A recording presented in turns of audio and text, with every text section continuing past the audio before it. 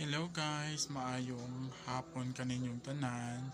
So, ang ato ang topic for today is duha ka butang kung naa kay cellphone.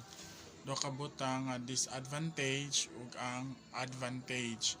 So, una-una ang ato ang kung naa kay cellphone is na ginatawag nga disadvantage ug advantage. Ang una is advantage. Una ang positive lang ta, positive sa ta. So ang advantage is mauni maka-communicate ka sa imong family, easy to access or easy kanang maka-search ka sa mga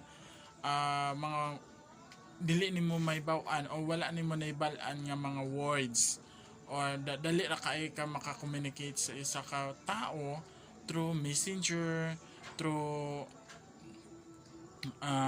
Facebook, Fiverr, Twitter, Instagram, uban pa nga mga apps or mga apps. So ang ato ang kuan karon, ang advantage is kanang kuanta sa mga knowledge or mga news dali ra ta ka makabalo og naatay mga panghitabo sa ubang nasod or uban nga mga butang nga mga kanang nagahatag og information about sa ato ang country or sa ato ang komunidad.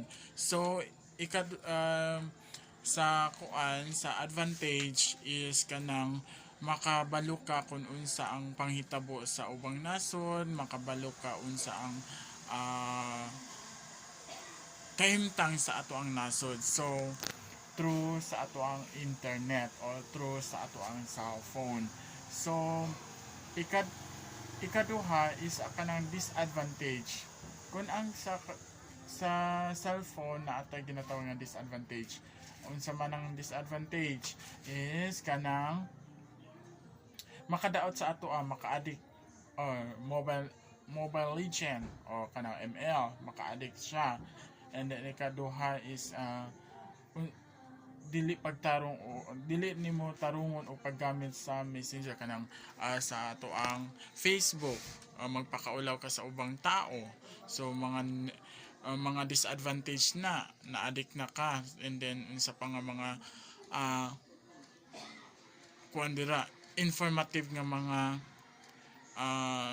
mga butang or kanang mga malaswa nga mga butang or kanang mga pornography or dali ra kay ta maka-access through sa cellphone. So naatay mga addiction sa kuan, naatay mga ginatawag nga mga homosexual addiction, kanang mga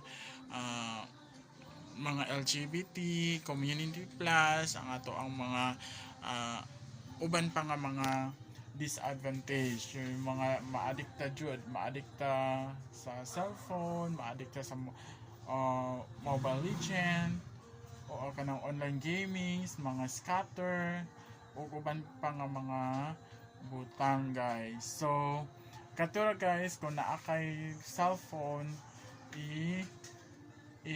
kuan lang jud nimo na gamiton og tarong or maka-communicate ka sa ubang relatives, ubang loved ones nimo through cellphone. Kung wala naman kung tarongon nimo paggamit, walay mga third party nga mga panghitabo or uban pa nga mga butang nga dili makaayo. So daghang salamat sa inyong pagtan-aw ug maayong adlaw kaninyong tanan. God bless us all.